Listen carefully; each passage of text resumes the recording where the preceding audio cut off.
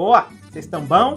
E é com esse clima de São João, festa junina, que nós começamos mais um resumo da semana, oportunidade na qual você tem de ficar bem informado sobre tudo o que acontece na política nacional e internacional.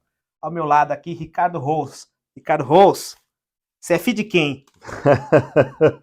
Gente, que a gente não faz para pagar os boletos, né? O dono do canal pediu, nós temos Jamais, que colocar. pô. E eu sou do clima porque nasci agora, né? Dia de São Pedro. Na verdade, véspera de São Pedro. Nasci dia 28, aniversário. O próximo resumo vai ser exatamente no dia 28. Dia em que clima de aniversário. Clima de aniversário.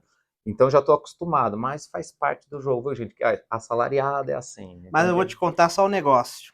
Já tá me fazendo calor na cabeça.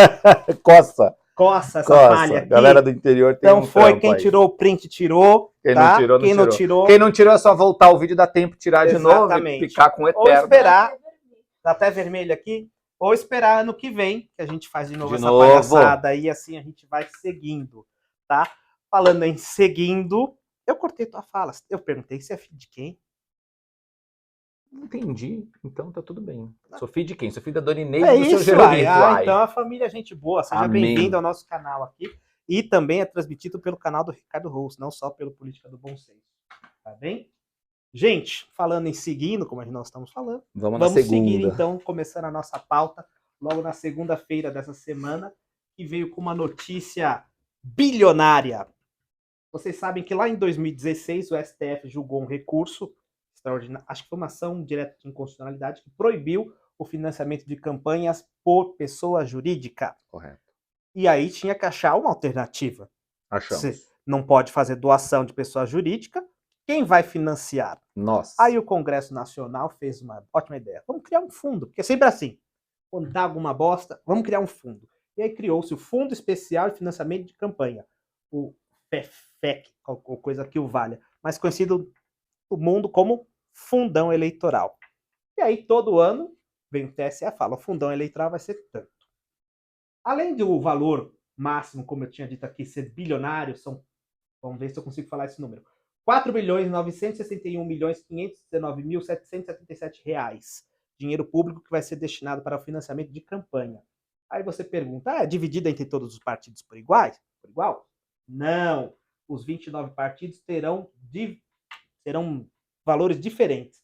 Essa imagem aqui mostra como que será a divisão. Eu tentei aumentar aqui para que vocês pudessem ver, mas vocês podem ver que o site fica todo cagado, não dá para ver. Então eu vou fazer assim, deixar ele visível para nós vamos falar e vocês acreditem na gente. Ricardo Rous, tem uma divergência bem grande aqui. Por quê? Vou olhar aqui, o primeiro partido, o Agir, é um partido pequeno, vai receber 3,4 milhões. Correto. Não que seja pouco, tá? 3,4 milhões é dinheiro pra caramba. Mas tem um outro partido aqui, um tal de PL, que vai ter 886 milhões de reais. Existe uma pequena divergência entre um e outro. Como que é feito esse cálculo e por que um partido como o PL recebe tanto e o Democracia Cristã recebe 3,4, PCB 3,4, o UP também 3,4. UP, não, tem muita gente que nem sabe o que é isso. Lançou candidato, foi um partido que foi fundado em 2018, lançou um candidato à presidência da República, mas foi um partido que deu o primeiro passo, não foi muito para frente. Deu o primeiro passo e caiu. Não caiu, tô brincando, gente, desculpa. Mas vamos lá. O fundo eleitoral, Danilo, é sim, relativamente simples. Eu vou dividir em 3 pontos aqui. Partidos, é a votação que os partidos tiveram para deputado federal no último pleito federal, então no caso, na eleição de 2022, uma parte da contabilidade para dizer quanto será o dinheiro do partido político é votação para deputado federal, deputados federais eleitos, bancada federal e um percentual dos votos para o Senado. Então tem uma correlação direta com o número de votos e o número de parlamentares que foram eleitos para a Câmara Federal por aquele partido. Certo. Então os partidos que estão recebendo pouco, 3 milhões, e que não é pouco, mas enfim, 3 milhões de reais, provavelmente eles não têm nenhum deputado federal. Porque um percentual de todo o fundo é dividido igualitariamente entre todos os partidos. Então vamos imaginar, esses 3 milhões 400 e poucos mil, todos os partidos políticos receberam. A partir daí, eles recebem um plus. Eles recebem um plus, de acordo com o número de votos para deputado federal que tiveram, de acordo com o número de deputados federais eleitos e de acordo com o número de votos para o Senado. Então é sempre o seguinte, por que Congresso que o PL, Nacional. Congresso sempre lá em cima, Congresso Nacional. Por isso é tão importante a votação para o Congresso Nacional. E isso não é só o Fundo Especial de Financiamento, não. Esse cálculo também serve para o fundo partidário, que é o dinheiro, é um outro fundo, são dois fundos. O fundo partidário é um fundo que mantém os partidos. Tem dirigente partidário que anda de jatinho, tem dirigente partidário que compra carro, mas enfim, teoricamente, é um dinheiro que é para manter a estrutura partidária no Brasil, ok? Mesma divisão, a mesma lógica. Então tem partidos que vão receber um pouquinho, tem partidos que vão receber um montão. Fundo eleitoral, que é esse segundo fundo, que é esse que você está se falando agora. Há uma diferença. O PL vai receber o maior fundo eleitoral porque o PL tem a maior bancada de deputados federais e, consequentemente, recebeu uma maior votação para deputados federais no último pleito. Então o PL é o partido que mais recebe, depois do PL vem o PT, que tem a segunda maior bancada de deputados federais. Então é de acordo com a bancada, tem outros dois fatores, que é votos para deputado federal e votos para o Senado. Mas o principal critério da maior fatia do bolo é votos para deputado federal. Deputados federais, eleitos, a bancada de federal.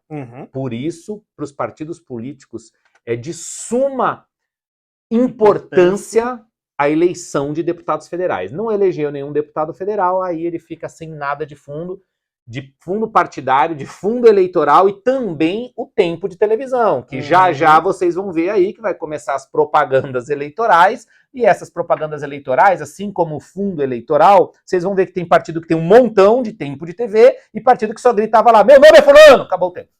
Meu nome é Enéas, lembra do Enéas? 500, acabou o tempo dele. E deu tempo para ele ganhar, inclusive, a eleição. Mas enfim, grande Enéas, hein? Fiz aqui uma brincadeira, mas o Enéas no final estava certo. Então tem isso, tanto tempo de TV, quanto o fundo partidário, quanto o fundo eleitoral é dividido proporcionalmente entre os partidos políticos, ora igualitariamente, um pequeno pedacinho, 2%, se eu não estou enganado, do fundo todo é igualitariamente, e aí depois é votos para deputado federal ou para o Senado. Fazer uma constatação óbvia, ululante aqui. Dar 800 milhões para o PL não faz com que o PL, na próxima eleição, tenha maior capacidade de eleger, de novo, uma boa quantidade de deputados e deixa eu ver aqui qualquer um, o PSTU ter muito menos chance? Ou seja, manter os que já estão lá? Mas quem criou esse regramento foram os próprios deputados federais. Então faz todo... Imagine que a gente... vamos mudar hoje a lei eleitoral. Hoje, com a divisão que nós temos hoje, espera-se que vai sair o quê? Não, vamos dar mais dinheiro, coitado, para aqueles partidos que não tem nenhum deputado federal. Então, no fim do dia, sim, Danilo. O sistema retroalimenta o próprio sistema. Eles vão continuar sem...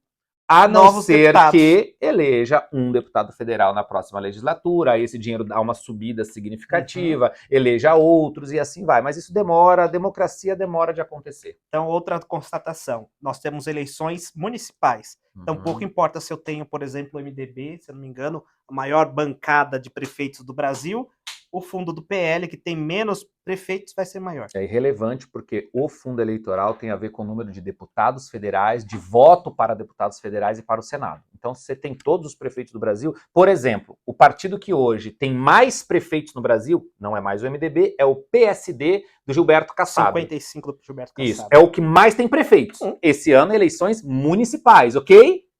Pode olhar que ele não está entre os 3 maiores. Ele está entre os grandes, o PSD está lá em cima. 420. Isso, mas o PL vai receber 800 e tantos mil, quase 1 bi. O PT também vem nessa sequência, depois do PL, aí provavelmente, eu não sei se é a União Brasil terceiro ou MDB. Aí, então, e quem tem maior quantidade de prefeitos é o PSD. Então não tem essa lógica. O cálculo é feito com base em votos para deputado federal, bancada federal no Congresso Nacional. Último tema sobre esse assunto. Beleza. Beleza? Então... O tema tá todo mundo bonito. Quem tiver os 800 mil tá muito bonito. Se o tema é beleza... Beleza, entrei no PL porque eu tô de olho nesse negócio. Alguns fizeram isso. Vão dividir por igual? Pô, Danilo, que pergunta maravilhosa. Te agradeço pela pergunta. Porque não, gente. Aí para mim é um dos grandes defeitos desse sistema de financiamento. Porque assim, o PL vai receber 800 e tantos milhões.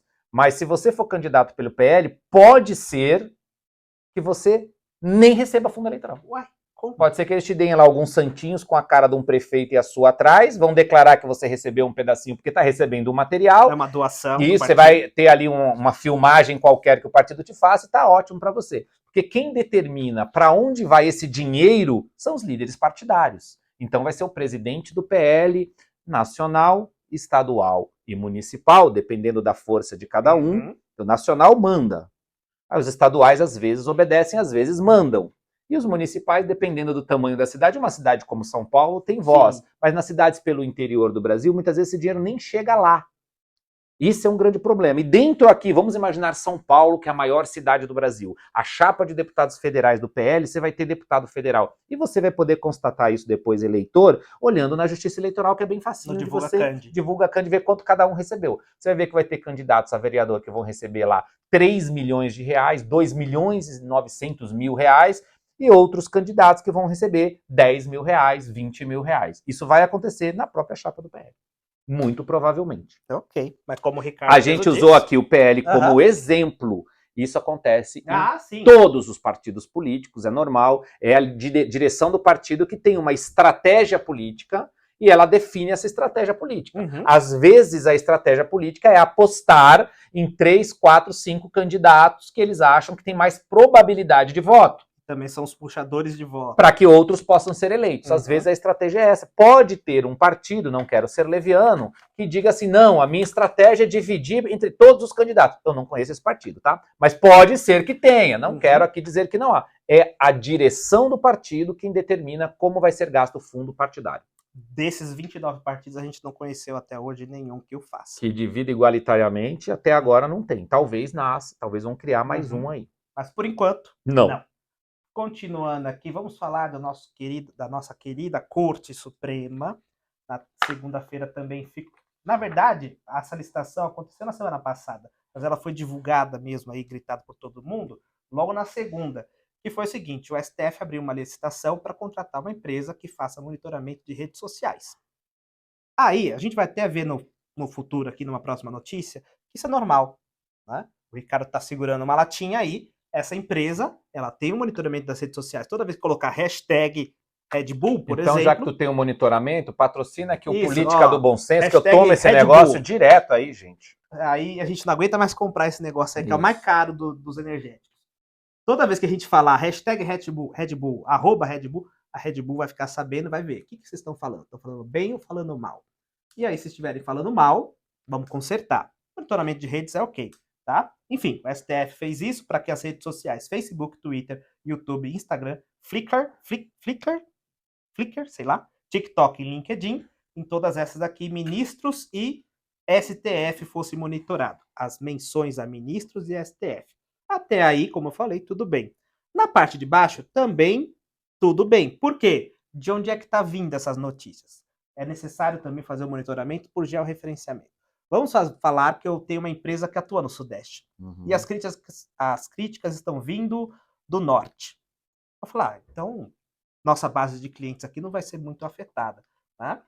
Mas, de qualquer maneira, é o STF. Eu sempre falo, o Ricardo fala assim, vai lá pro TikTok. Eu falo, não, porque o TikTok é controlado pelo governo. O governo tem muito poder. Eu prefiro vender pro YouTube, pro Google, que aí é empresa privada. Tá? Enfim, o STF é do poder público, tem muito poder. Para que ele quer? O georreferenciamento. Ou seja, localizar de onde que está vindo aquela crítica. E normalmente, aqui na licitação, principalmente as menções negativas devem ser levantadas. Né? Isso aqui já gerou toda uma repercussão de que o STF vai perseguir ainda mais as pessoas e principalmente sabendo de onde elas vêm. Como eu disse, é importante fazer o georreferenciamento para descobrir como, onde e porquê das próximas ações, gestão de crise, mas vindo de quem vem, causou um terror. Ricardo Rous, há motivos para que a gente se preocupe? Ou isso aqui é só uma licitação comum, que infelizmente alguém gritou, como eu disse, foi da semana passada, mas gritaram agora porque descobriram. Danilo, no Brasil atualmente nada é comum, né? A gente costuma dizer que em política não deveria ser o caso do Supremo Tribunal Federal, que é um ambiente jurídico, não deveríamos estar falando de política, mas em política tudo tem símbolos, todo signo significa algo, todo símbolo significa algo. Então, Supremo contratar uma empresa para monitorar o que estão falando da corte, deveria ser normal em tempos normais. Não estamos vivendo tempos normais. Então, aí depois vir com o georreferenciamento, ou seja, saber da onde aquela crítica está vindo, em tempos normais, ok, mas não estamos vivendo tempos normais no Brasil. Então, tem que ficar com os dois olhos abertos aí com o Big Brother do Tribunal Superior, do Supremo Tribunal Federal, para ver o que acontece, né? Enfim, eu acho realmente que nesse momento não é um bom momento para isso. Eles podiam simplesmente fazer lá o trabalho deles e naturalmente as coisas vão se ajustando politicamente no país, né? Mas me preocupa. É melhor evitar aí, porque a gente sabe que quem tem falado mal da Suprema Corte tem sido censurado no Brasil. Isso é uma realidade. Se você me permitir, já vou dizer que não sou eu que estou dizendo isso e vários outros brasileiros dizendo isso. Tivemos uma manifestação na Avenida Paulista com até um número razoável de pessoas. Não foi aquela manifestação que parou a Paulista inteira? Não, mas tinham lá pessoas que acham que o Supremo está exagerando. Então, a gente acabou de ter agora um deputado norte-americano, representante dos direitos humanos, notícia de agora. Calma, que a gente vai falar Desculpa, Dani, eu tô com perdão. Não, como você falou agora, ela tá aqui, ó.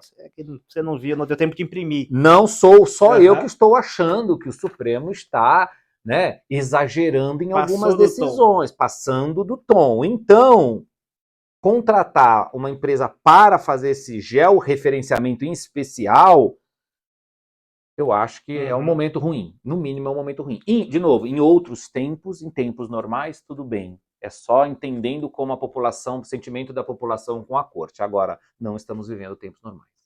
Ótima análise. E aqui eu vou fazer duas situações. Se primeiro, vamos esquecer a parte suspeita, tá bom? Se eu tô fazendo isso aqui é porque, de fato, tô preocupado com a minha imagem, né? Porque, então, é sinal de que os últimos acontecimentos, principalmente vinculados ao STF, a um ministro específico, tá ferindo a imagem do STF a ponto deles falar, a gente tem que corrigir aqui. Como é que a gente se floreia e fica bonito para a população? E segundo, realmente, vindo de quem vem é suspeito. Tem cheiro, tem gosto, tem aparência de merda. Talvez não seja, mas tem tudo para que nos demonstre que não é coisa boa. Vamos... e um deputado federal de Goiânia, acho que foi que era professor Gayer. Gustavo Gayer pediu para o TCU investigar, justamente questionando o pedido de georreferenciamento. Aí acho que tá pegando, porque, por exemplo, vamos dizer que nós estivéssemos falando mal. Tem que prender ministro, que nem tem uns doidos aí. Essa empresa, se tivesse sido contratada já, ela falaria, ó, tem um doido ali no Carandiru, cidade de São Paulo, que tá falando isso de você. Porra, isso é um pouco questionável. Eu não sei nem se, por exemplo, a nossa lei de proteção de dados permite isso. O problema vai questionar para quem? Para o Supremo? Que foi quem abriu o edital? Tempos difíceis no Brasil, mas vamos lá. Sigamos. Vocês também viram na semana passada que nós comentamos sobre o PL 1904, que foi aquele PL que tratava a interrupção de gravidez, e mais de 800 mil pessoas votando na enquete da Câmara, um assunto que muita gente se manifestou, televisão, Instagram, YouTube. Isso fez com que também alguém sentisse a dor, porque jogaram tudo na conta dele, o Arthur Lira. Né?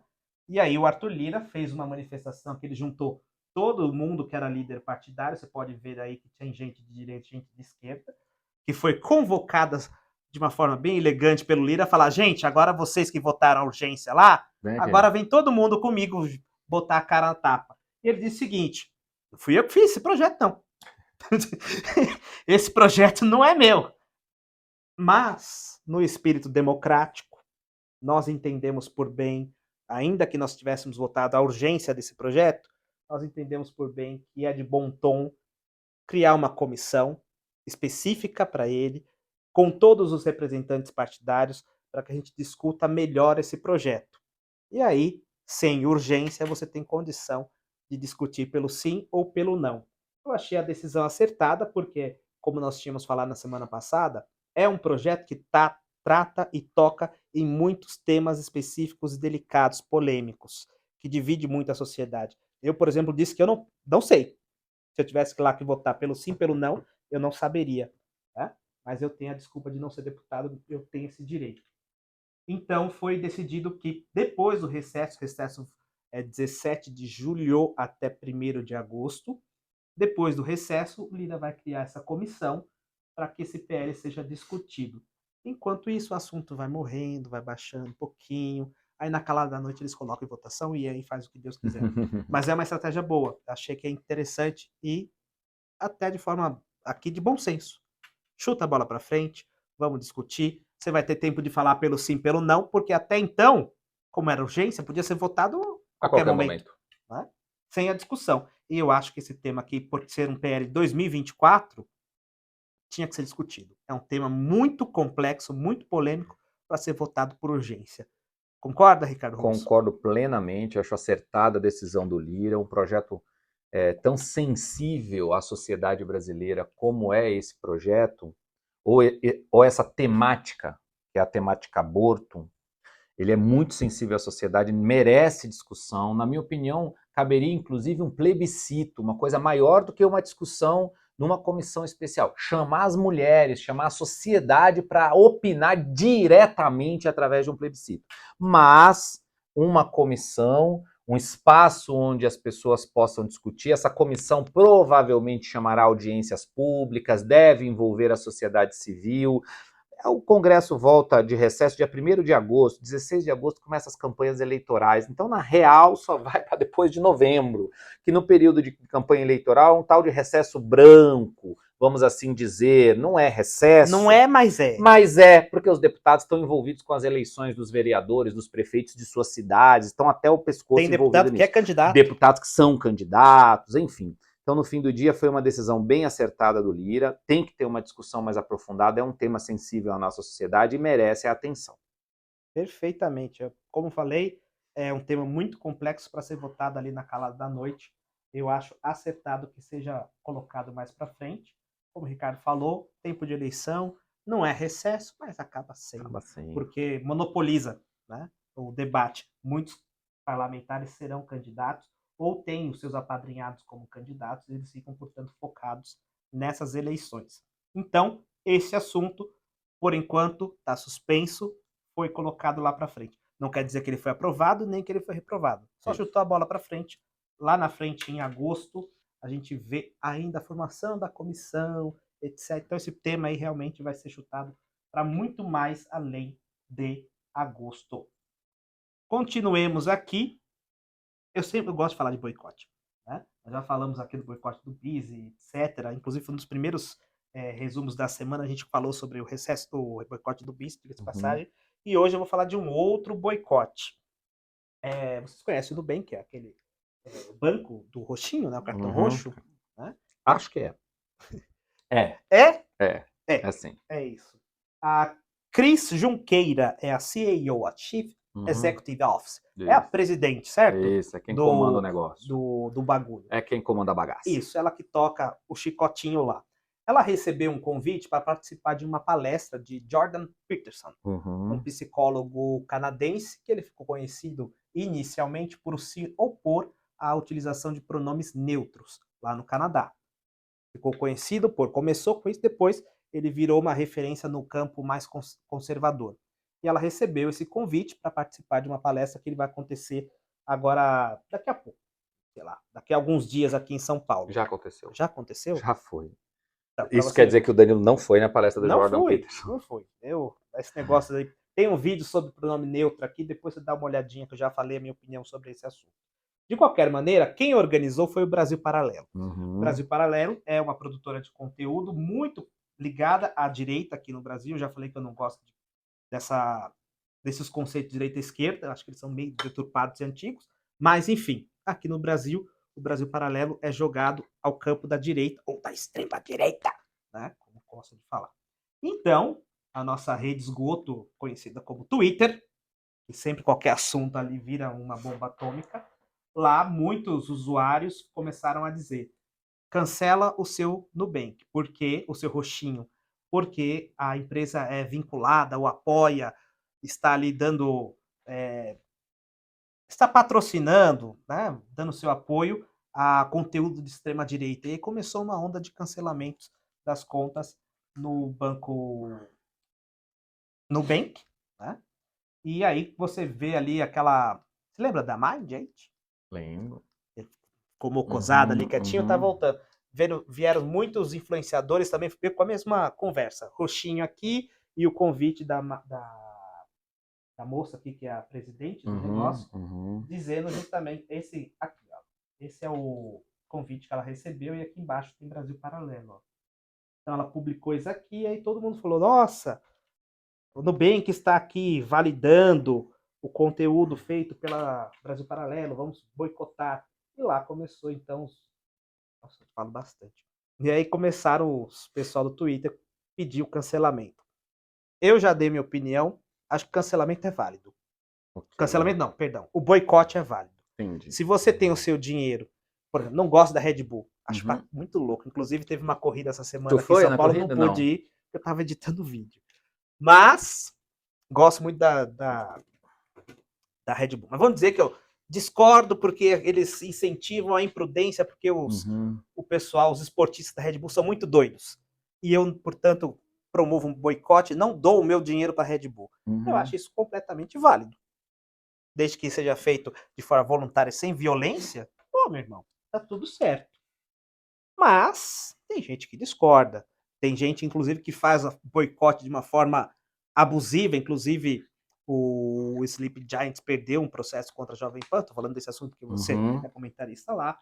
Então tem até os limites de como fazer. Mas eu acho que é uma arma válida que o consumidor tem para realizar, demonstrar a sua posição. Não quer pagar a empresa? Não paga. Tudo bem.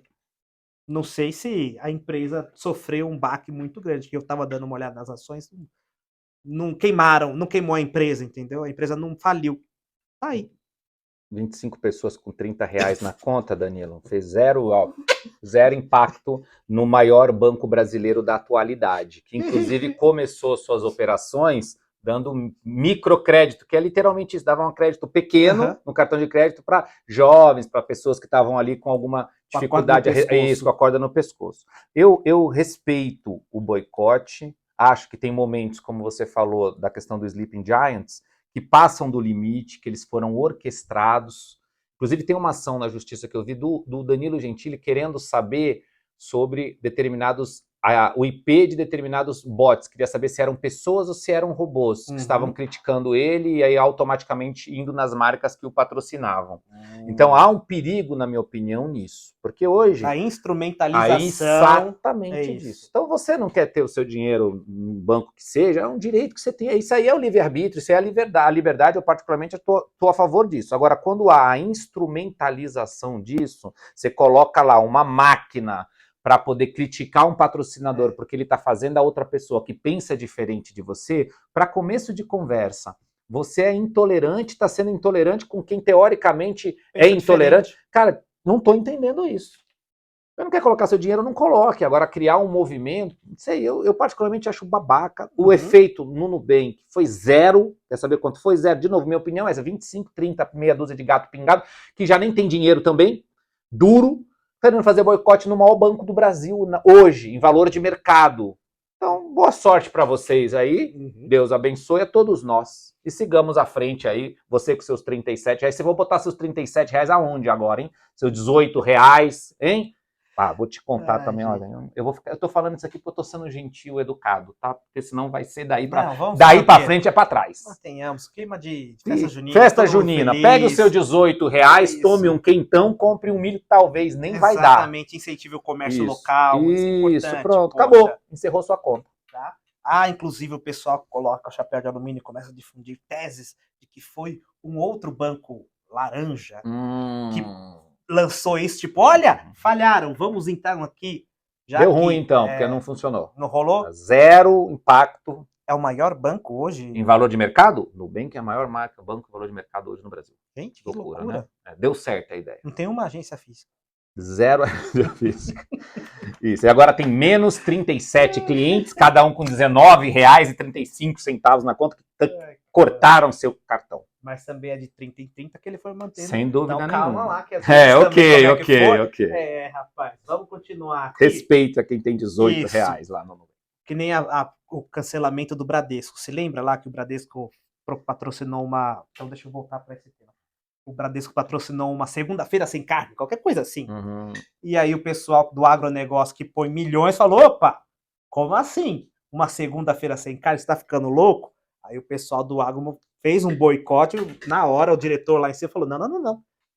Tô cortando um filé mignon agora aqui. Não, a diretora de marketing já foi embora, porque não vem com essa conversa não, porque ali a base de clientes era realmente não, ali se 5 clientes tiram alguns bilhões de reais, muda tudo, muda tudo.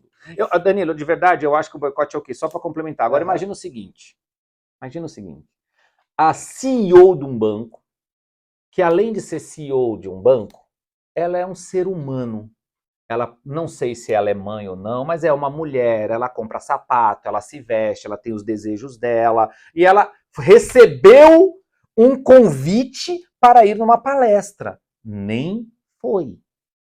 Ela recebeu um convite. Aí agora, um movimento político, entende a minha crítica? Movimento político, vamos fazer um boicote, tem tudo a ver, inclusive, de ter um outro alguém por trás aí. Tem todo, ó o cheiro, ó o cheiro.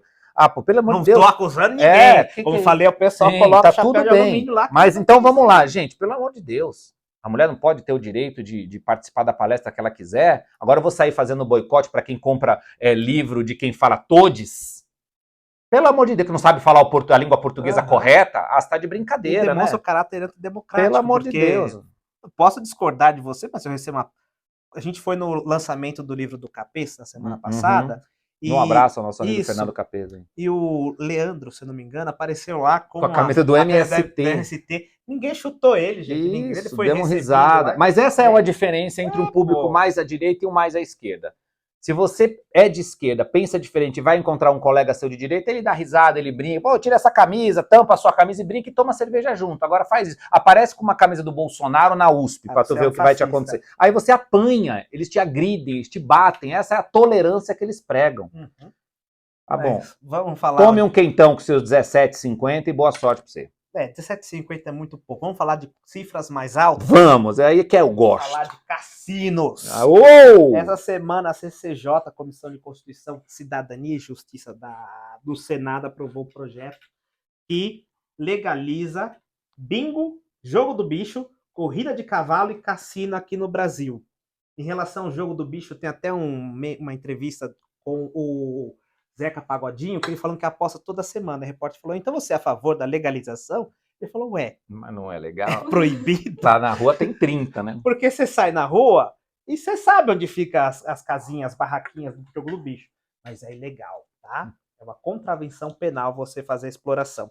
Então, um PL que veio lá da Câmara, o 2234, lá na Câmara, esqueci o número dele aqui no Senado, que é o 2234.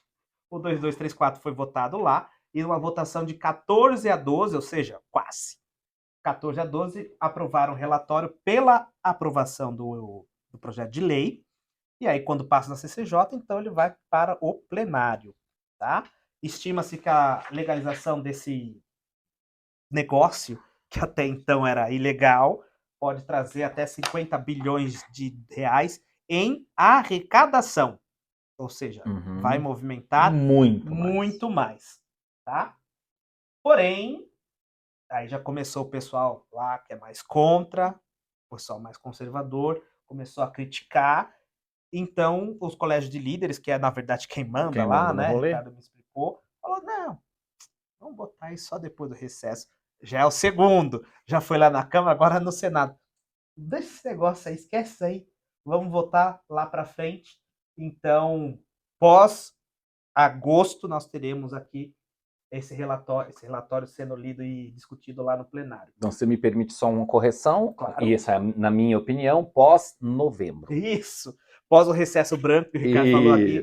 Ninguém vai botar isso na eleição para impactar um candidato a prefeito de um lugar ou do outro. Não, vai ficar para depois do dia 6 de outubro, ou se as cidades que têm segundo turno, vai ficar para novembro. Que eu acho um tema tranquilo. Mas o pessoal acha um tema polêmico. Não, sabe por quê? Se você me permite uma análise. Fica à vontade. Bancada evangélica. A bancada evangélica vai estar contra em peso, ou parte dela em peso, e aí você tem um impacto, porque eleição... Engraçado que o bingo na igreja pode, né? Na igreja pode o binguinho ali, que eles dizem que também é ilegal, tá bom? Só para deixar claro aqui, é ilegal, tá bom? Aí, enfim, o presidente já gritou aqui. Eu vou sancionar esse negócio aí. Se ele chegar na minha mão, eu vou sancionar sem nenhum problema, tá? Minha opinião, vou fazer meu jabá aqui, Ricardo Rose. Manda. Uai, foi para outra pessoa? Não, olha, você do trade, eu não tô roubando o seu conteúdo. Desculpa, eu deixei rodando aqui. Mas tirando essa parte que eu não sabia editar vídeo e ficava amarelo, eu fiz aqui 6 pontos pelos quais eu sou a favor da legalização dos jogos, quando esse PL lá em 2022 estava sendo discutido na Câmara, tá? Se vicia também a loteria da Caixa, que é jogo de azar tanto quanto, né? Aliás, para quem não entende, antigamente não entendia, jogo de azar, vou tirar isso aqui que eu tô muito amarelo. Jogo de azar, então vou usar um... Por que jogo de azar se eu preciso ter sorte? Eita! Desculpe, calma aí, jovem. Minha filha ligando, mas não se precisar pode... atender, fica não, à vontade. Vamos responder no WhatsApp tá? aqui. Então vou usar uma anedota aqui. No mês passado, exato um mês, nós estávamos lá na Europa, em Madrid especificamente. Né? Aí nós chegamos lá, era o último dia praticamente. Vamos comer, que eu tô com fome. O gordinho já viu um McDonald's do lado lá. Aí um amigo meu falou, McDonald's, what the fuck, what is this? Um common fast food. Aí a gente teve que achar outro lugar. Foi o Júnior. Foi. Esse amigo teu. E a gente teve que achar outro lugar. Na frente tinha o Cassino de Madrid. E aí falou, tinha um restaurante lá, então a gente foi para lá para poder jantar. Tava no cassino, pô, então vamos aproveitar e gastar. Como era o nosso último dia, seria o último dia em Madrid, a gente tinha que gastar o dinheiro papel. Então eu tinha 20 euros, o Júnior tinha 30 e o Ricardo tinha 50 euros. A gente jogou. Quando a gente jogou, o Ricardo perdeu, eu perdi, o Júnior foi perdendo até que ele ganhou 50. Então, vamos lá. O Cassino ganhou 100 nessa nossa conta aqui. E o Júnior ganhou 50, certo? E ele ficou... Na verdade, o Cassino ganhou tudo, porque depois a gente pegou esses 50 e gastou no próprio cassino do restaurante. Mas para explicar por que é jogo de azar, para o Júnior ter a sorte, o Danilo teve azar e o Ricardo teve azar. Por isso que é um jogo de azar, porque tem muito mais azarados do que para 2 sortudos, tá bom? E aí, justamente por isso, diz que é condenável porque você está jogando e a Bíblia condena, que não sei o quê. O PL, que é um partido liberal, os 4 senadores votaram contra a vontade das pessoas, joga quem quer, né? Enfim, eu tenho opinião de que esse jogo, os jogos têm que ser legalizados. Inclusive, também aqui eu falei da Blaze, logo lá quando estava todo aquele problema em relação à Blaze aqui no Brasil, eu falei, se o PL 2242 tivesse sido aprovado, a Blaze teria um CNPJ no Brasil, seria mais fácil processar. Mas do jeito que é hoje, é proibido, mas você deixa fazer o bingo no cassino. É proibido o bingo no cassino. Fazer o bingo na igreja. É proibido, mas você pode fazer o cassino nos cruzeiros. É proibido, mas você tem o jogo do bicho ali. É proibido, mas você faz corrida de cavalo beneficente. Pelo amor de Deus, gente. O negócio já está escancarado na nossa face aí, Ricardo Rose. Mas esse é o meu posicionamento. Eu queria ouvir o seu.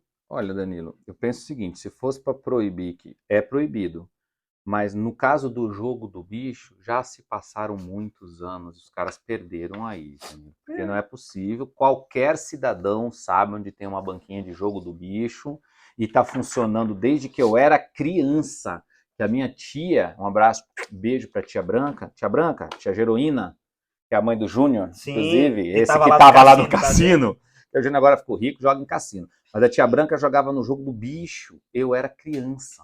Danilo, já se passaram algumas primaveras e sexta-feira, dia 28, vem mais uma primavera e agora ainda é ilegal o jogo do bicho. Ah, vocês estão de brincadeira comigo? O que tem de brasileiro saindo daqui, indo para a Argentina ou para o Uruguai para jogar em Punta del Este, ou mesmo ali do lado da fronteira de Foz do Iguaçu, tem Cidade del Este, não, ali é Paraguai, tem uma outra cidadezinha na Argentina que tem um cassino ali.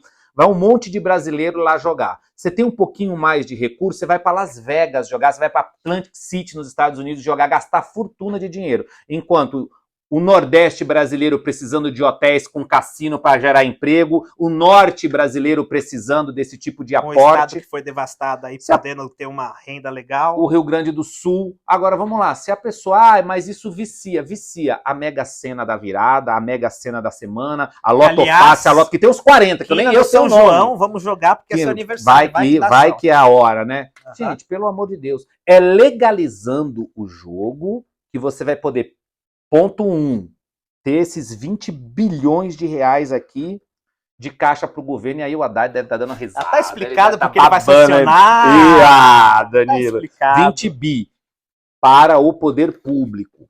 E aqui você tem condição de criar um fundo para auxiliar as pessoas que eventualmente estiverem viciadas no jogo. Isso não vai acontecer. Provavelmente não.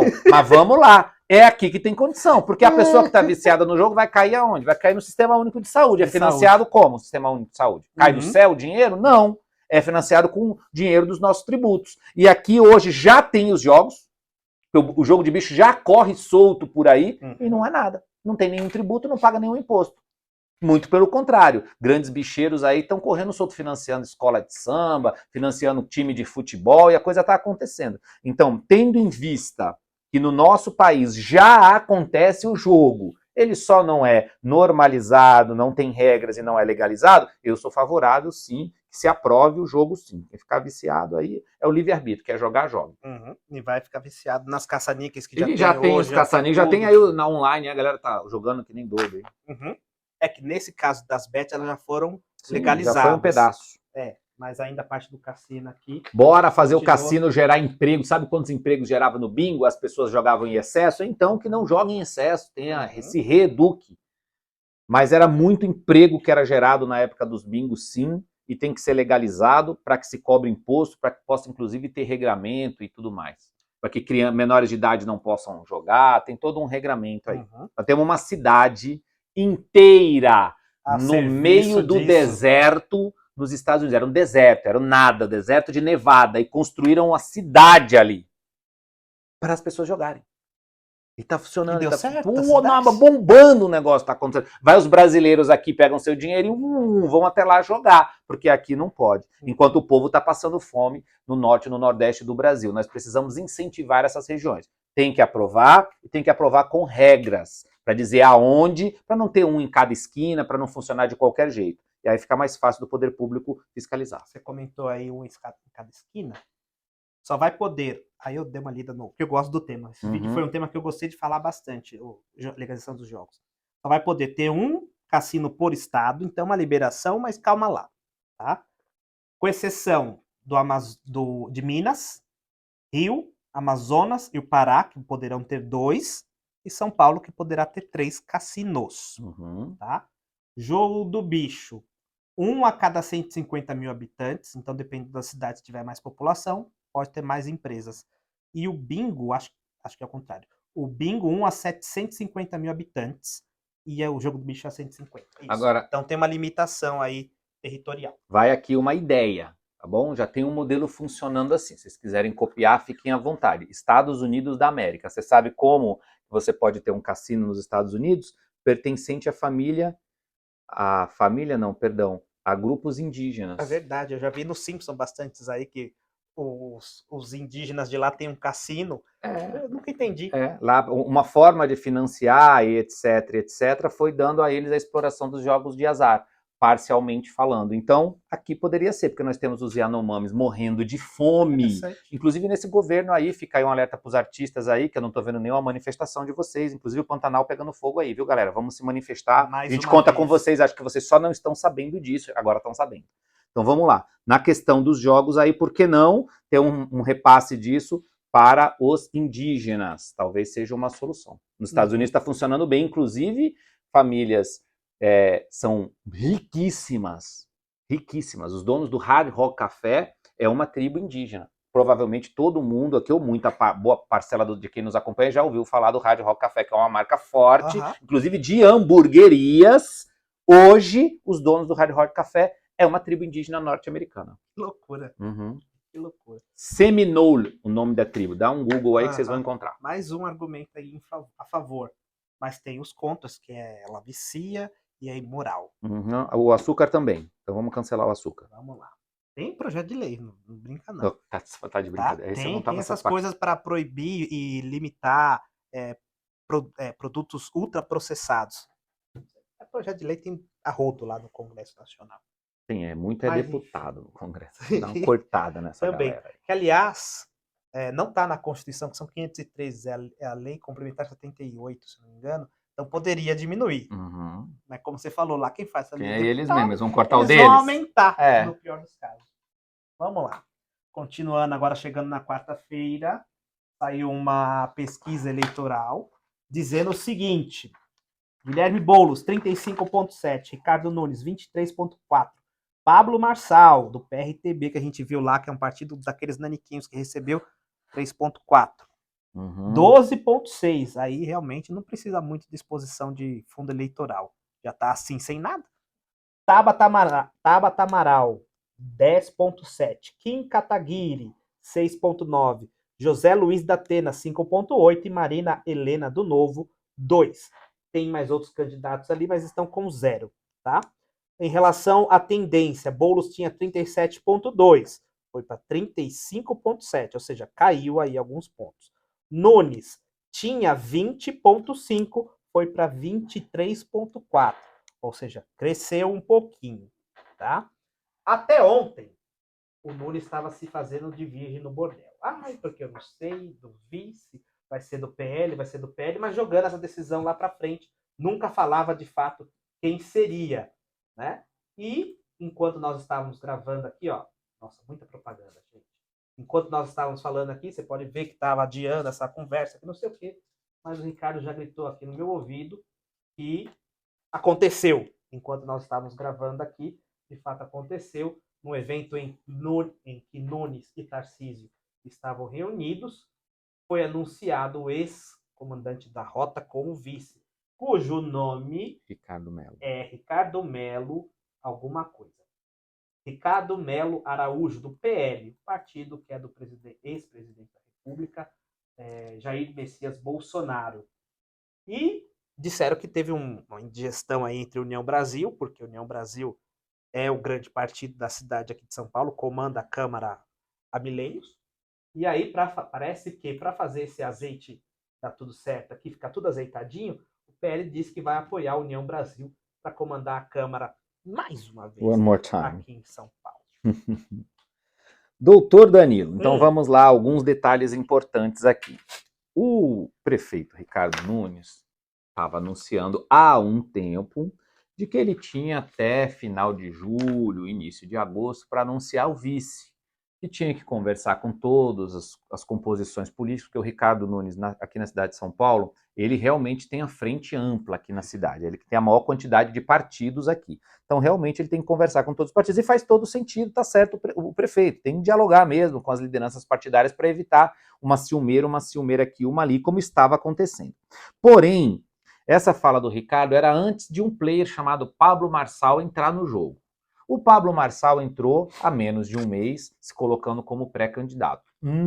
No anúncio dele, ele aparecia com 8%, 10% das pesquisas. 10,4%. E agora, na última pesquisa, com 12%. E esse público saiu essencialmente do Ricardo Nunes. Se você olhar o Ricardo Nunes antes da entrada do Pablo Marçal, você consegue colocar o percentual do Pablo Marçal no Ricardo Nunes. Ele estava tecnicamente empatado com o Boulos no primeiro lugar, caiu 10 pontos. Os 10 pontos foram para Pablo Marçal.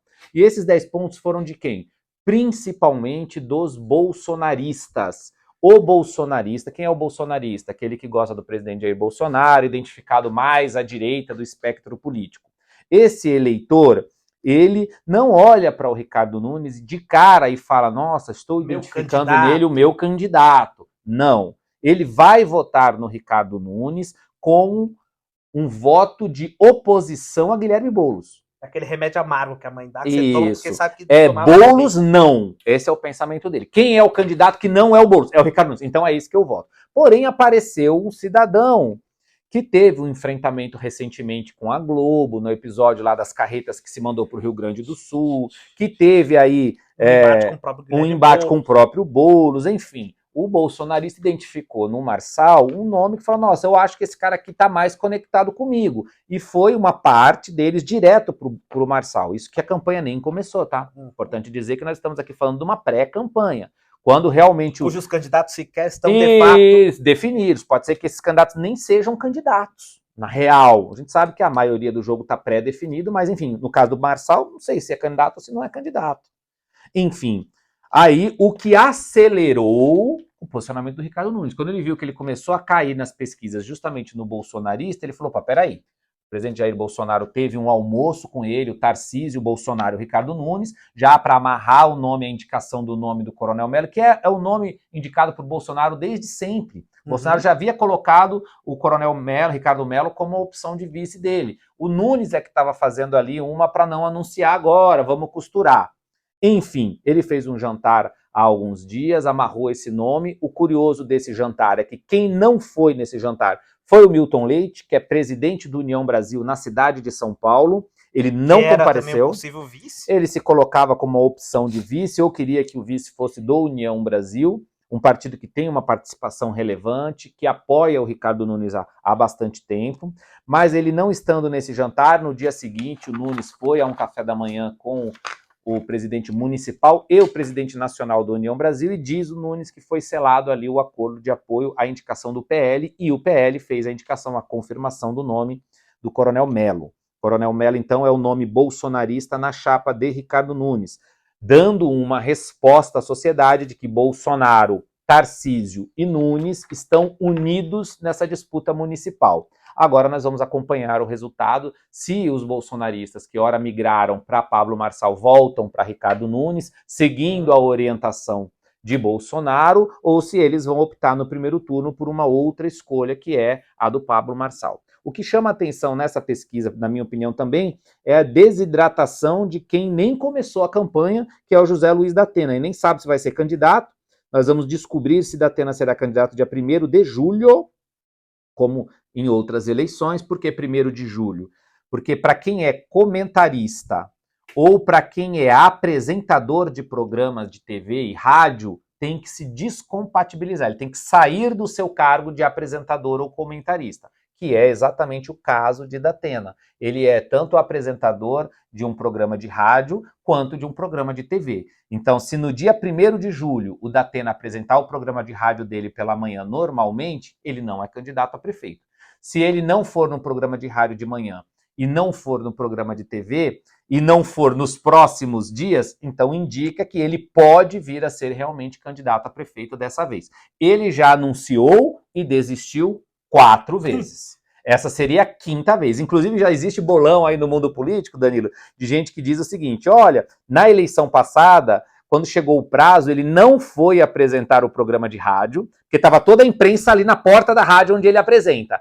Nossa, ele não veio, então vai ser... Mas e agora? E agora? Quando chegou a noite, a galera viu que ele chegou na Band, acho que não tem problema falar, que todo mundo sabe que o Datena apresenta um programa na Band, à noite ele chegou na Band. Aí a galera falou, meu Deus, ele chegou na Band, será que ele apresenta? Quando começou o programa, tava lá o Datena apresentando, então ele não foi candidato. Esse ano vai se repetir. Tem gente que fala que ele, de propósito, isso é só uma brincadeira nos bastidores políticos, de propósito, no dia 1º de julho, não vai apresentar nenhum dos dois. Só para deixar atenção. Só no dia 2. Veremos se Datena será ou não candidato. Ô, Ricardo, você comentou aí que tem muita pessoa que pode não ser candidato. Esse é o exemplo do próprio Kim Kataguiri, que é do União Brasil. Apesar dele falar, sou candidato, tem que combinar com os russos. Exato. O dono do partido, aqui em São Paulo, Milton Leite, já falou que vai fazer parte do Nunes aqui, então. Isso. Fiz umas contas de papel aqui, literalmente, aqui, ok. Segundo turno, ou primeiro, dependendo, né? A Tabata tá com 10 aqui, eu joguei com Boulos. Eleitor da Tabata, vota Boulos. Aí o Boulos vai para 35, para 45. Fechou? Agora vamos pro Nunes. Marçal. Vai para Nunes. Kim. Nunes. Marina do Novo. Nunes. Aí eu peguei os 23, 12, 6 e o 2, deu 43. E aí ficou sobrando aqui 5 do Datena. 5 do Datena, que pode ou levar o menino aqui para uma vitória no primeiro turno, ou ficar todo embolado, aí vai depender muito. Agora, não sei para onde esse povo vai. Graças graças a Deus, a ciência política não é uma ciência exata, é uma ciência social, ou seja, tem muitas variáveis. Eu vou te colocar uma aqui, interessante, para você refletir no seu cálculo. Tabata Amaral.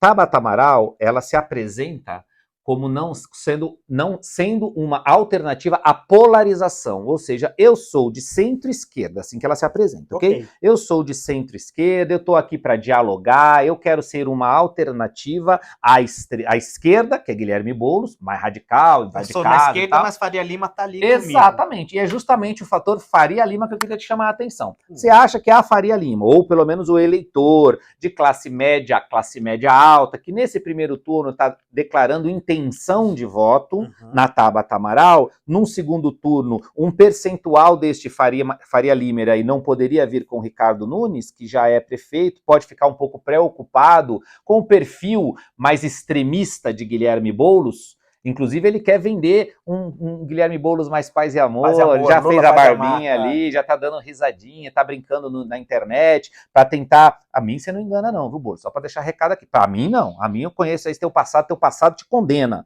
E nós vamos brigar bastante para que você, na minha opinião, não seja prefeito de São Paulo. Mas aqui, estou só fazendo uma análise. Então, acho que tem um percentual de pessoas que, nesse momento, não estão indo com Boulos. Eles estão querendo uma coisa mais tranquila. E aí estão optando por Tabata Amaral. Então, esse percentual dos 10,7%, vamos imaginar 10% da Tabata, eu não acredito integralmente ao Boulos. E é aí que o Ricardo pode virar o jogo. Então, também tem aqui uma parte da Tabata que pode não computar no Boulos. Isso, e pode não chegar nesses 45, empatar e ficar ali, realmente, público da Atena aí, que vai ser, tipo, a noiva que o pessoal vai querer. Porque eu não sei dizer quem vota no Boulos quem vota no Datena é o quê? Exatamente. Sei lá, gente. Vota no Datena, ponto. Né? Mas aí é necessário que o Datena seja candidato, que ele consolide esses 5, que ele cresça, porque se acredita que ele lançando de fato a candidatura, ele acaba crescendo um pouquinho. Talvez ele tire um percentual dos outros e traga para ele. E aí ele vira um ativo importante no segundo turno. Na primeira descobriremos se ele é candidato. Eu, Ricardo, se tivesse que apostar, aposto que ele não é candidato. Inclusive, já vi um posicionamento dele público, chateado com o PSDB, que o Datena está afiliado ao PSDB, porque o PSDB, o Pablo Marçal procurou o PSDB para conversar. O Pablo Marçal também está conversando com todo mundo, né? E procurou o PSDB para conversar e o Datena não gostou desta conversa. Pode ser a desculpa que ele queria para pular fora do jogo eleitoral e continuar o seu contrato na Band. Também há outra. Bastidor tem muita coisa, como eu falei, é uma ciência social. Há uma conversa de que o contrato do Datena está para terminar. E há um interesse, de novo, só fofoca de bastidores, ok? Há um interesse da família dona da Band de que ele saia candidato, então, e não renovando o seu contrato com a Band. É uma coincidência, porque nos anteriores também estava uma situação muito parecida. E aí, me disseram que isso era assim. Olha, eu sou um ativo muito importante aqui na Band. Então, se eu sair, vocês vão perder um belo apresentador. Mas eu posso ficar. Já que meu contrato está vencendo, eu posso ficar. Desde que uma cifrazinha deu uma aumentada, né? Eu ouvi isso nas eleições passadas. Olha que coisa. Talvez o contrato de 2 em 2 anos seja proposital. O pessoal da família Saad, vamos mudar a data de vencimento do contrato, que vocês não caem mais nessa. É só uma brincadeira. Ricardo Rous, eu, como sou uma pessoa muito atenta, eu tenho uma atenção de um rato. Eu esqueci de colocar as notícias aqui da próxima página. Mas enfim, ainda bem que a gente domina o assunto. Toca o barco. Né? Ricardo Rous, existe um Conselho de Política Monetária, que é o Copom. Ele determina a taxa Selic, que é a taxa básica da economia dos juros. Né? Ou seja, você vai pegar o empréstimo, é a taxa básica Selic mais o mais alguma coisa do banco. Tem vários termos em inglês, mas é o lucrinho do banco. Então tem a taxa Selic e o lucrinho do banco. Pera, deixa eu corrigir. Tem a taxa Selic. Isso. E o lucrinho do banco. Então vamos lá, tem a taxa Selic aqui e o lucrinho do banco. Ficou mais real isso. Melhorou? Aí se a taxa Selic diminuir um pouquinho, em tese o seu empréstimo vai ficar mais tranquilo. É uma forma de você controlar a economia, porque se está tendo muita inflação, eu dou uma arrochada aqui nos juros, menos dinheiro circulando, menos inflação. Correto. Ricardo, além de gestor público, Você também é pós-graduado em Banking, Finanças e Flambos. Eu gosto. Ou seja, a pessoa que deveria fazer essa explicação não sou eu. Você já, tudo que eu estou explicando foi ele que me ensinou, né? Então acho que a pessoa adequada para fazer essa introdução, dar opinião e tudo, é tu. Faça as honras. Então e eu juro que não fácil. É porque eu não coloquei a minha colinha aqui, tá? Eu já estava planejando, esse assunto aqui é para o Ricardo falar. Mas tá tudo tranquilo, não tem nenhum estresse aqui não. Vamos lá, o Copom não reduziu a taxa de juros, ok? Ok. O que determina que a taxa de juros no Brasil é 10. Enquanto isso, eu vou procurando as notícias da próxima. Fique à vontade. Com sua licença. Taxa de juros Selic é quanto o governo brasileiro paga por seus empréstimos por aí. Então, quando um empresário vai buscar dinheiro no mercado, ele não está só concorrendo com outros empresários, ele concorre principalmente com o governo, que está pagando uma taxa de juros alta. Essa taxa de juros que nós temos no Brasil é a segunda taxa de juros mais alta do mundo, o que é teoricamente atrativo para quem quer emprestar dinheiro para o governo. Consequentemente, o governo paga muitos juros pelo dinheiro emprestado que ele pega. E por que é que ele paga e por que nós estamos mantendo essa taxa de juro alta? Porque existe algum risco em emprestar dinheiro para o Brasil. Porque o Brasil está gastando muito dinheiro, o governo brasileiro, quando eu falo Brasil, eu estou me referindo ao governo federal. O governo federal está gastando muito dinheiro público, tem um rombo, hoje 85% do PIB é a dívida do governo brasileiro. É o país da América Latina que mais tem dívida em relação dívida-PIB na América Latina inteira. Então, como é caro emprestar para o governo, os juros têm que ser altos. Só que isso é prejudicial para todo mundo aqui embaixo, que vai pegar juros e vai pegar juros altos. Então, no fim do dia, o que o presidente do Banco Central, e aí a gente tem um embate entre o Campos Neto, presidente do Banco Central, e o presidente Lula, que já fez algumas falas públicas nos últimos dias contra o Campos Neto, dizendo que ele é ligado ao Tarcísio, ele tem partido, ele é ligado à direita. É um estranho no ninho. É um estranho no ninho e tal. Que o Lula quer que o Campos Neto baixe a taxa de juros, mas como um economista, um banqueiro, vamos assim dizer, que já ganhou 3 vezes o prêmio nos últimos 4 anos de melhor presidente do Banco Central do mundo por 3 vezes seguidas, não vai baixar os juros numa caneta. O que isso quer dizer? Não é a vontade do Campos Neto de abaixar os juros, é o ambiente econômico. Para que se baixe os juros, era necessário que o governo brasileiro gastasse menos, fizesse corte de gastos, fizesse um ajuste fiscal, porque é um pouco parecido como nós.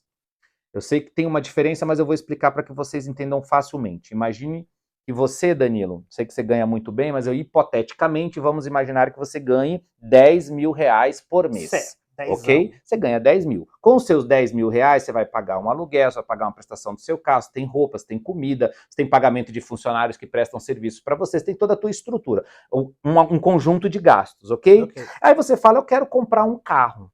E com o meu salário e com os gastos que eu tenho, não dá para comprar esse carro. Eu vou pegar um empréstimo, ok? Com o salário que você tem, vai ser fácil um banco emprestar dinheiro para você. Então ele vai falar, olha, como o Danilo tem capacidade de pagar, eu vou emprestar, eu vou diminuir a taxa de juros, o Danilo vai pegar esse empréstimo ali e vai comprar o bem para ele. Ok. O governo é exatamente igual a gente. Então, o Danilo, para pagar os empréstimos dele, ele vai ter que controlar todos os gastos que ele tem dentro do salário de 10 mil reais. Então ele vai encaixar essa prestação aqui dentro. Inclusive o banco, para emprestar para ele, vai fazer essa análise. Olha, Danilo, você ganha 10, você está gastando hoje 6, e a prestação do carro vai ser 2, vai para 8, legal, ainda está te sobrando 2. O Danilo tem capacidade de gastar. Seria igual no governo brasileiro. Ou seja, o governo brasileiro tem uma arrecadação, que é o que a gente chama de PIB, Produto Interno Bruto, tudo que é gerado dentro do Brasil. Que não é arrecadação. Não é necessariamente a arrecadação dos impostos, é um conjunto de outros fatores, que mas tem toda a economia, economia, a gente vai ver daqui ali. A pouco que a taxa de tributação está alta pra caramba, mas por enquanto não é. Ainda não é tudo isso. Então o Brasil tem uma produção, tem uma quantidade de dinheiro que ele gera aqui dentro, e para poder pegar empréstimos no mercado para se financiar é a mesma coisa que o mercado olha. Ó, como que esse país está? Esse país tem condição de pagar a minha dívida? Tem? Qual o risco que eu corro aqui para pegar esse empréstimo? Ó, esse risco é baixo, então a taxa de juros é baixa. A exemplo, Estados Unidos da América. Estados Unidos da América, quem é que vai emprestar para o governo americano e acha que não vai receber? Pouca gente. Estados Unidos é bem avaliado, ou seja, ele parece ser um bom pagador. Então vamos emprestar aos Estados Unidos e o juro é baixinho porque o risco da gente tomar o calote também é baixo, diferente do nosso caso. Por exemplo, no risco de você tomar um calote no Brasil, ele existe, ele é alto, e por isso o governo tem que pagar um prêmio, um juro maior. Então, se o governo cortar gastos e mostrar para o mercado, olha, eu estou agora cortando os meus gastos aqui, eu estou ajustando a minha casa, então agora eu consigo pegar mais dinheiro com vocês com um juro mais baixo. Esse é um jogo eterno na economia, para você entender se um país, uma determinada economia tem risco ou não tem risco, ou tem mais risco ou menos risco. Existe uma série de players que a gente chama de lojas de ratings, que é quem dá uma análise para os riscos daquele determinado país. Para vocês terem uma ideia, os americanos são AAA, governo americano, o governo brasileiro é BBB. É AAA, 2As menos, 1A menos, e assim vai até chegar no triplo B. Aqui tem uma escala gigante. Ou seja, deve estar lá na 8ª então, ou seja, o mercado internacional olha para o Brasil e fala, ali tem uma possibilidade de algum momento eles falarem, não consigo pagar, e não vai pagar o meu dinheiro, então eu não quero emprestar para ele. Para correr esse risco, eu quero ter um retorno muito grande.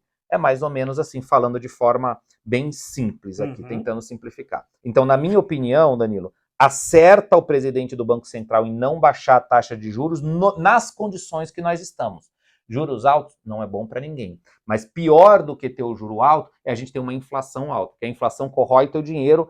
Quem tem 30 a mais vai se lembrar muito bem da época que a gente tinha hiperinflação aqui no Brasil, que é antes do Plano Real.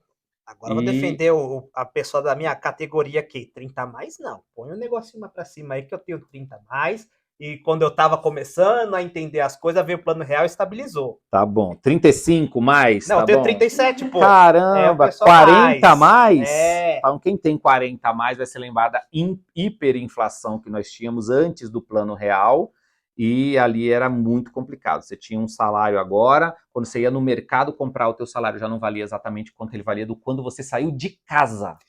Então é uma loucura, uma insanidade. As pessoas brigavam para colocar numa aplicação chamada Overnight, é literalmente uma noite. Então você tinha que colocar no banco hoje, porque se você não colocasse no banco hoje aplicado, amanhã o teu dinheiro já não valia a mesma coisa. Então ele só ia valer a mesma coisa se tivesse aplicado nesse overnight. É uma loucura insana a hiperinflação.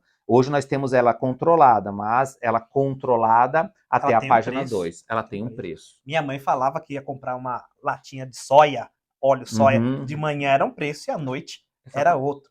A gente vê a remarcação, assim, um mês, você fala, nossa, subiu um pouquinho de um mês para o outro. Minha mãe dizia que isso era todo dia.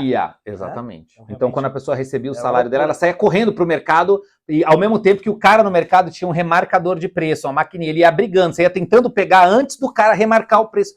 É uma loucura, um negócio que as pessoas não vão lembrar. Uma vez eu vi um americano falando que isso é um hábito brasileiro, né? Dizendo que a gente vai lá e compra um estoque de coisas, e aí depois eu fiquei pensando, faz sentido, porque antigamente minha mãe fazia isso e me ensinou a ir lá e comprar uma compra de mês. Verdade. Talvez por isso daí. Exatamente por isso, pode acreditar. A gente tem um hábito de comprar mais porque esse produto não vai ficar mais caro amanhã. Numa economia estabilizada como a americana ou como de alguns países na Europa, isso não faz nenhum sentido, porque tu vai comprar água hoje é um preço, amanhã ela continua sendo o mesmo preço, semana que vem é o mesmo preço, no mês que vem é o mesmo preço.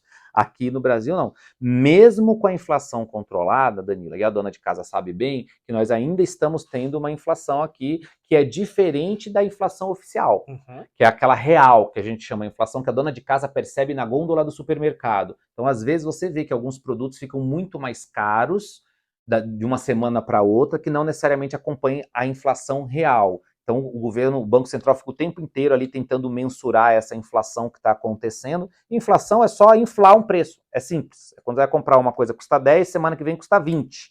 Inflou o preço. E isso corrói o poder de compra do brasileiro, porque o teu salário, ele não infla nesse ritmo. Ele não cresce nesse ritmo. Então, automaticamente, o que você comprava com R$100 quando o real foi lançado, hoje, se eu não estiver enganado, você compra com 12,50. É o mesmo poder de compra.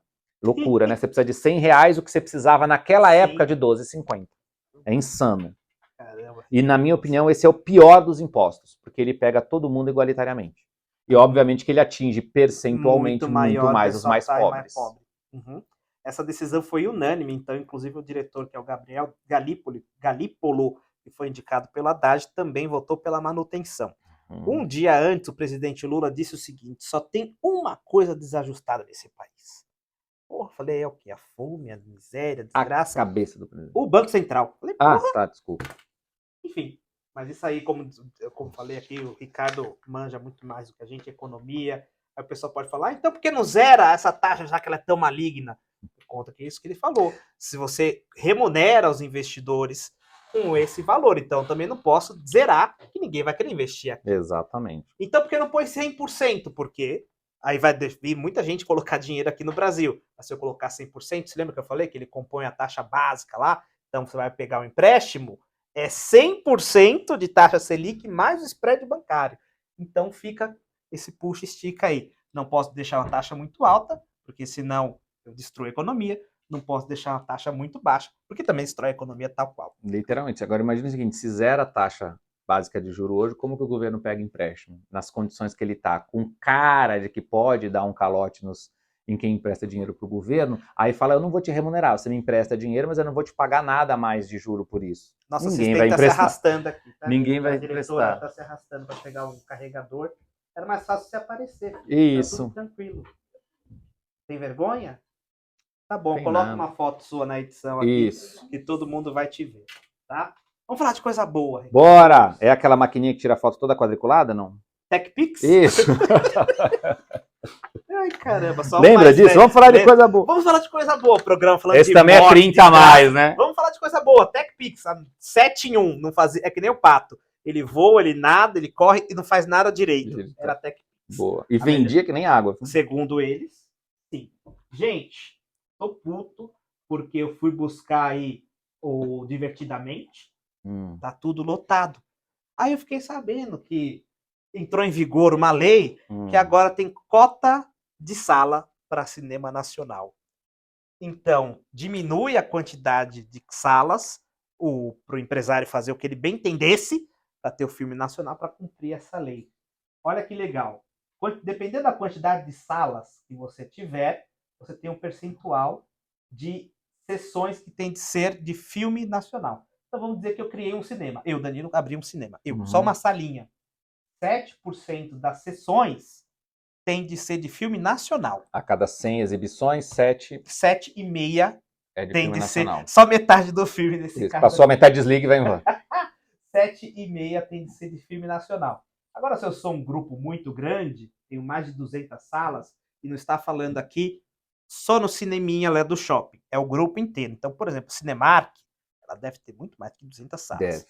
Então, nesse caso, para ela, tem de ser 16% dos filmes, das sessões, tem de ser de filme nacional. Nem sabia que tinha tanto filme nacional aí. Não tem. E mais. Não adianta você comprar o Auto da Compadecida e ficar ali, ó, para sempre. Tem que ser diversificado. A mesma coisa. Se você tem, no meu caso lá, comprei um cineminha. Eu, com uma salinha só, eu tenho que ter 3 filmes nacionais. Se eu tenho 16 salas, aí aqui sim, é no shoppingzinho. Se no shoppingzinho tem mais de 16 salas, tem que ter 24 títulos nacionais aqui, brasileiros sendo exibidos. Tem gente que é a favor, porque o cinema nacional tem que ser privilegiado, tem gente que é contra. O contra é o seguinte, queria assistir divertidamente, não posso porque não tem sala suficiente.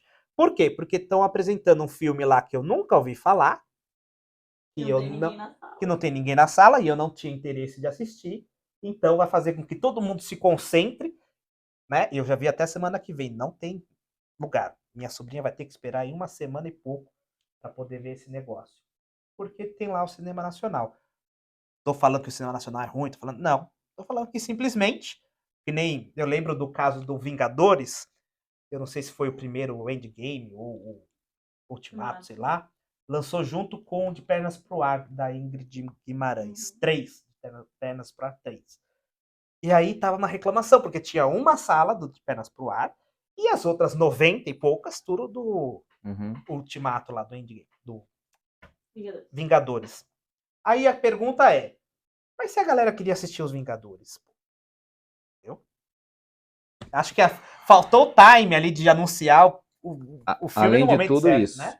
além Enfim, de tudo. Lei da cota começa a valer e a partir de agora Inclusive, veja o mercado aqui para você que está desempregado, sem ter o que fazer, você, pessoal da arte, faça filmes. Por quê? O cinema... Mesmo que o filme seja ruim, o cinema tem que o colocar. cinema é obrigado a colocar. O que acontece? O cinema está apresentando divertidamente. Ele comprou o direito. Por que nem todos os filmes passam no cinema? Porque eu tenho meu cinema, eu tenho que pagar um dinheirinho para poder exibir o divertidamente, por exemplo.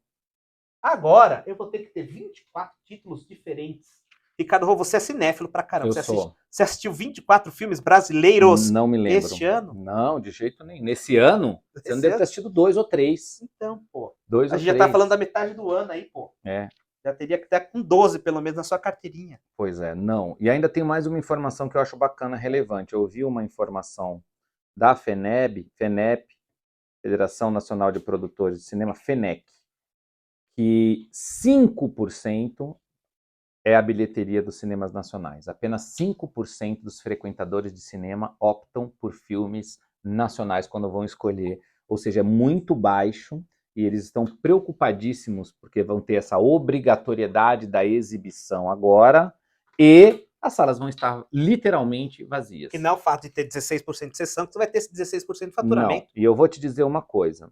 Eu sou, como o Danilo falou, gosto muito de cinema, vou muito ao cinema, assisto filmes nacionais, filmes estrangeiros, saio dos filmes, adoro um blockbuster, um filme sucesso, mas também gosto dos filmes alternativos, cinema francês, cinema inglês, cinema indiano, cinema coreano, que cresceu bastante, inclusive na Coreia, vale lembrar que tinha uma cota lá para produção, eles tiraram as cotas, porque não fez sentido na cabeça do sul-coreano, e eu acho que aqui também não vai fazer, vai ter muita gente defendendo, porque aqui nesse modelo de governo que a gente tem é tudo muito paternalista, o governo tem que pôr a mão, obrigar a ter cota aqui, cota ali, não um livre mercado. Tem filmes nacionais que eu fui ver no cinema e recentemente poderia citar um chamado Evidências do Amor, não estou fazendo propaganda nenhuma. Você falou do Fábio Porchat, Isso, né? Fábio Porchat e a Sandy protagonizando, no fim do dia minha linha de pensamento é diferente da linha de pensamento do Fábio Porchat, mas isso é irrelevante quando a gente está tratando de cultura nacional. O filme é bom e o filme estava cheio a sala, em várias sessões estava cheia a sala.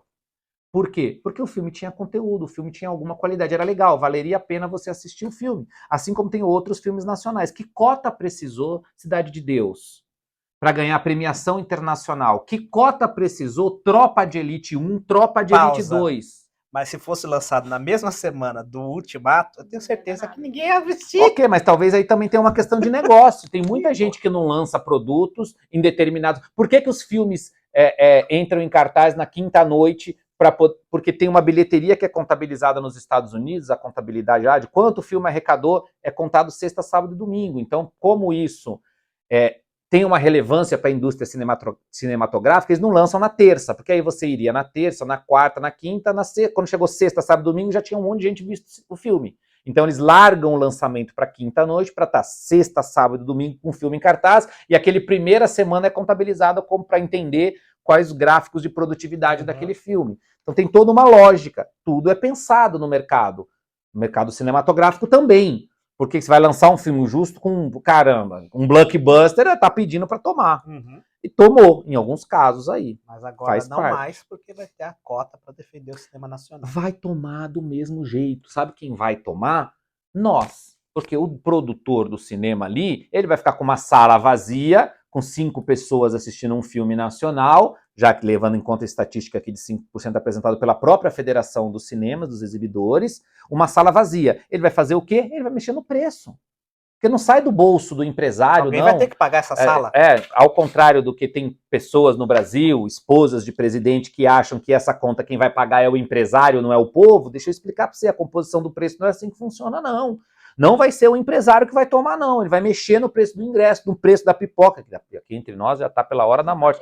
Uma pipoca é mais caro que o ingresso. Mas, enfim, ele vai colocar esse valor da sala vazia lá, ocupada com ele, no ingresso do outro. E vai todo mundo pagar mais caro por causa disso. Tá passando pano pro empresário malvadão. Não, a vida como ela é. Isso acontece com todo mundo. Tô achando que o aumento da taxinha da brusinha da Shein, o cara já falou lá, o CEO da Shein, vai aumentar perto de 100% do preço. E ele vai aumentar no carrinho teu que tá comprando aí. Nessa entrevista, voltando aqui um passo atrás, essa decisão, essa declaração do Lula dizendo que só tinha uma coisa desajustada no país, que era o Banco Central.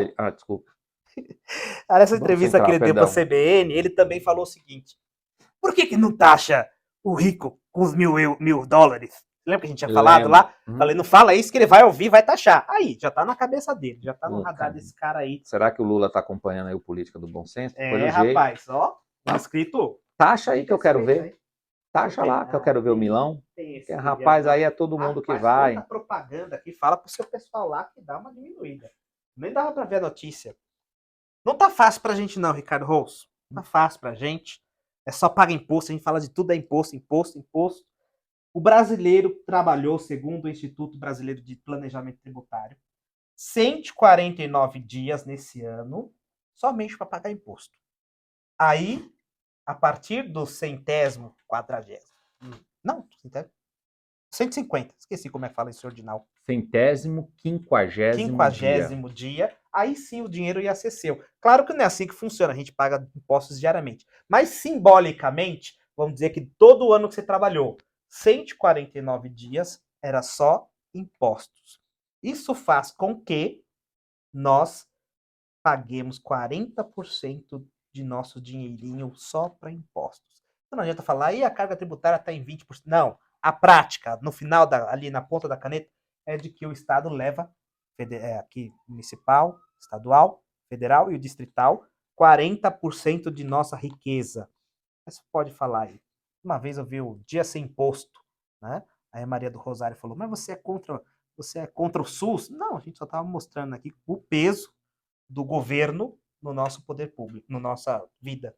Aqui a Noruega paga 162 e o IDH lá é 0,966. Aí você pode falar, eles pagam muito mais impostos. Então, quanto mais imposto, você vai ter mais qualidade de vida, né? Só para nossa audiência entender, esse 0,966 é o seguinte, o IDH o índice é 1. Quanto mais perto de 1, melhor a qualidade de vida. O 1 seria o mundo perfeito, a qualidade de vida perfeita. Mais perto de 1, melhor, ok? A Noruega é 0,966, 0,966. Quanto é o Brasil?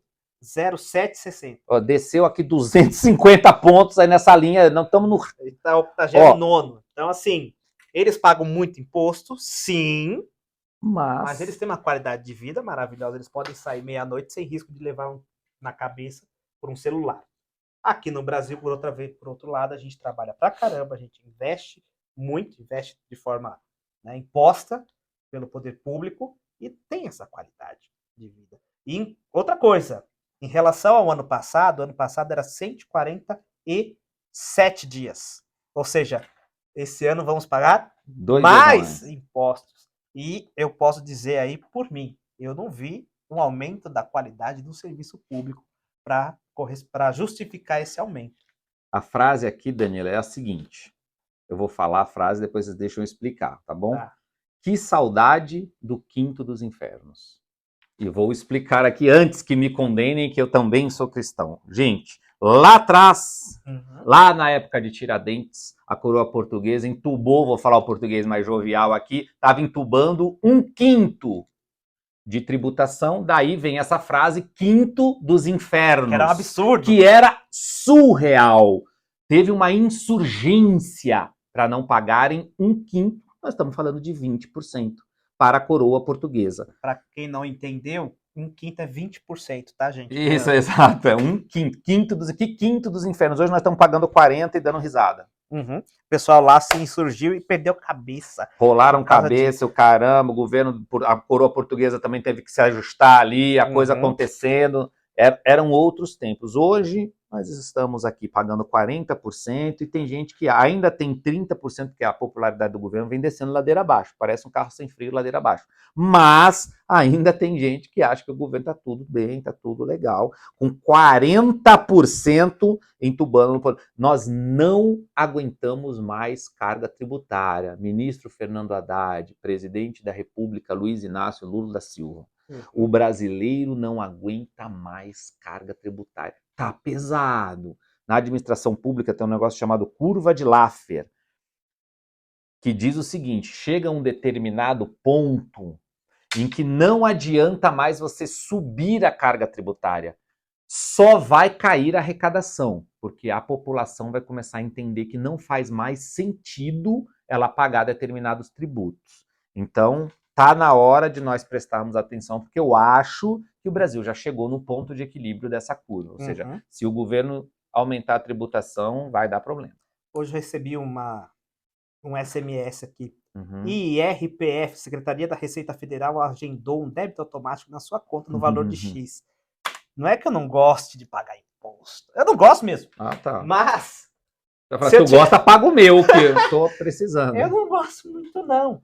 Mas por quê? Se a gente tivesse a devolução, uma devolutiva norueguesa de serviços públicos, talvez eu pagasse com mais boa vontade. Como disse aqui, é débito automático. Foi imposto, não tem muito o que fazer. O nome do negócio, né? É imposto. Se fosse legal, chamava voluntário. Você não, mas aqui no Brasil você tem a contribuição.